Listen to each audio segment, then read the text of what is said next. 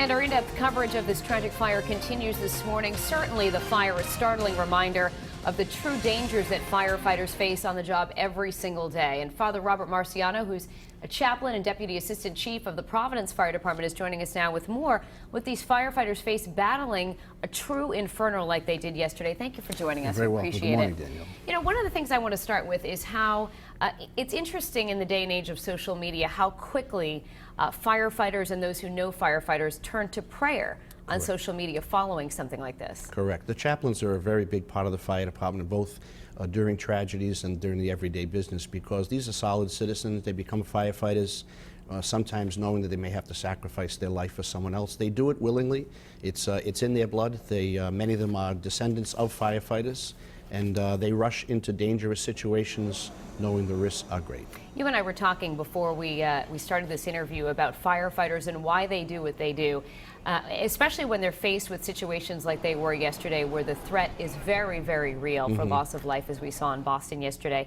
In talking to firefighters over the years, what exactly are they facing in their minds when they encounter a scene like that, where the fire is enormous and the threat is very real? I'm not really sure their minds are moving at that point. It's their heart that's moving. You know, they rush into that scene.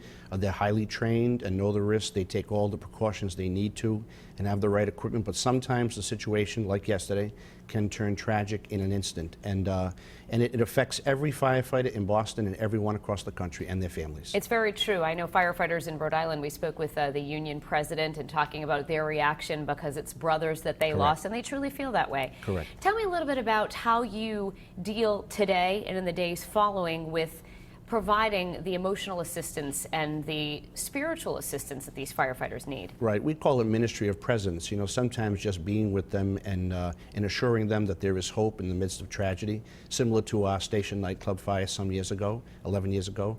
You know, to embrace those firefighters. The community in Boston will embrace these families. The Boston Fire Department will, and firefighters from all over the country will come to pay honor to these fallen heroes. You were one of the first responders, right? After the station fire. What was that experience like? Very difficult time, especially for our firefighters, but you just have a job to do, and you do it especially picking up the pieces of these men and women who responded with no regard for themselves. That was a raging inferno, and I witnessed firsthand the folks going into that scene, not thinking 1 second, even taking off their Scott air packs just to get at the victims as fast as they could. I guess in closing, what would be sort of the best piece of spiritual guidance you could give to friends and families who know these men? Always that God is in the midst of tragedy. You know, He came to us to assure us that despite there would be difficult times in life, that He's with us, He walks with us, and even in any times like this, that they embrace each other and find comfort in each other and their strength. All right, Father, we appreciate you joining us today. We know it's difficult in these days for someone like you to have to work with men and women who've dealt with such tragedy. We appreciate it. Thank you. And for more information, you can always head to our website, WPRI.com.